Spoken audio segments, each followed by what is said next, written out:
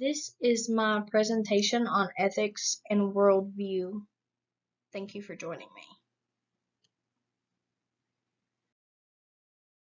So I want to start out with giving a simple definition of ethics in general. So ethics in general are the principles that guide our behavior towards making the best choices that contribute to the common good. They guide us, it guides us to tell the truth, keep our promises, or help someone in need, and it can also help guide us to make the world a better place through our choices.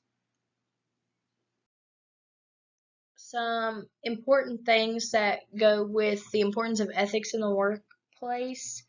And this is just in general, not necessarily instructional design. This is any workplace. It can help reinforce cooperation and respect among workers and improve workforce relationships. Obviously, if there is an issue with going through and not having the correct ethics or something for the common good, a lot of times employees can see that and they will have a backlash because they see somebody else who may not be following that ethical code, and it's harder for them to say, hey, I'm following it, but they're not. Why is that happening? It can also increase employee productivity and performance. So jumping into some of the ethical issues in instructional design that take place, we have copyright, learner privacy, accessibility, diversity, conflicts of interest, and professionalism and competence. I want to touch base on each one of these points. For copyright, this means communicating with faculty about copyright, obtaining copyright clearance to use specific materials, and maintaining a balance between copyright and educational fair use. So this means making sure that no one is taking someone else's work and making sure that they don't say that it's their own. Credits given where credit's due, and so on. Learner privacy. That is protecting student learner data, including data tracked automatically in learning management systems. So that broadens the horizon and protects what happens even within the broad spectrum of those learning management systems that protect your learners and their personal information. Accessibility is making sure materials are accessible to all learners and finding ways to resolve the conflict that sometimes arises between accessibility and the implementation of new and innovative technology tools.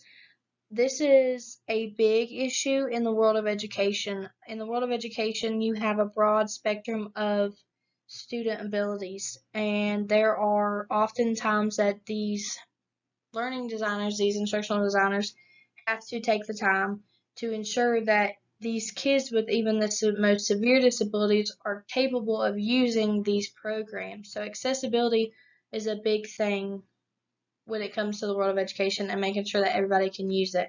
And it poses a challenge, and it comes down to it is the ethical thing to ensure that everybody can use it and not just your general ed students.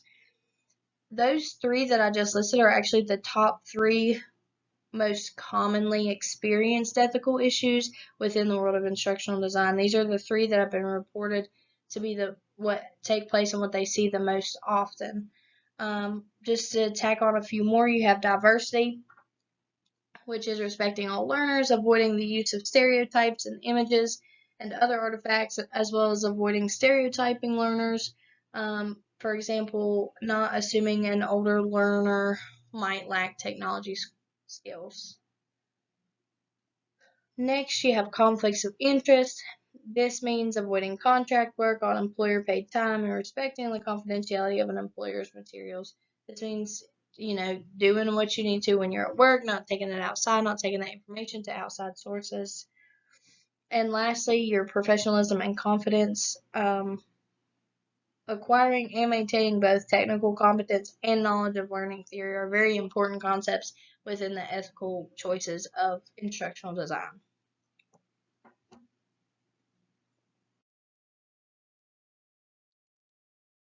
So I wanted to take just a second to touch base on professional ethics in performance with instructional design models and make sure that there is a little bit of a difference. Professional ethics shouldn't be confused with the branch of philosophy of ethics.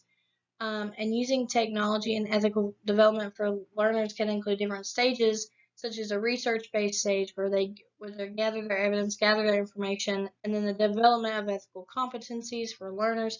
This can branch out into some of our other points that we talked about, and educational technology and ethical development.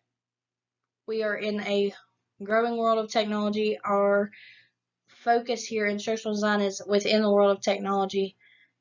So that is a big thing, is making sure that that technology is being used the correct way. Just like we talked about training or developing these programs for students, making sure they're accessible. That technology, we want to ensure that it is being used the correct way and in an ethical way.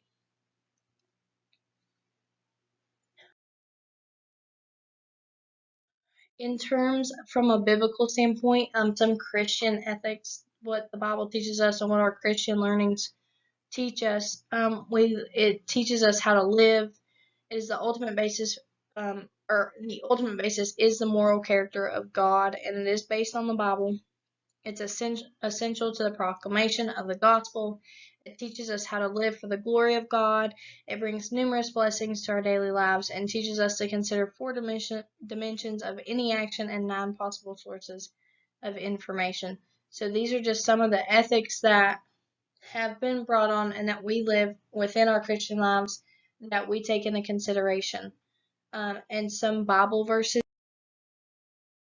These are some of the Bible verses that I chose to use for the example of ethics that the Bible does bring up.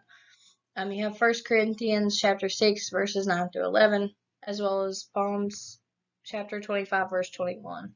These are just some examples of ethics that you find in the Bible that talk about, how we take upon those ethics and how we can achieve our place in heaven through what we are doing down here and using those ethics and ensuring that we are taking our steps and using our Christian ethics to do what we know is right.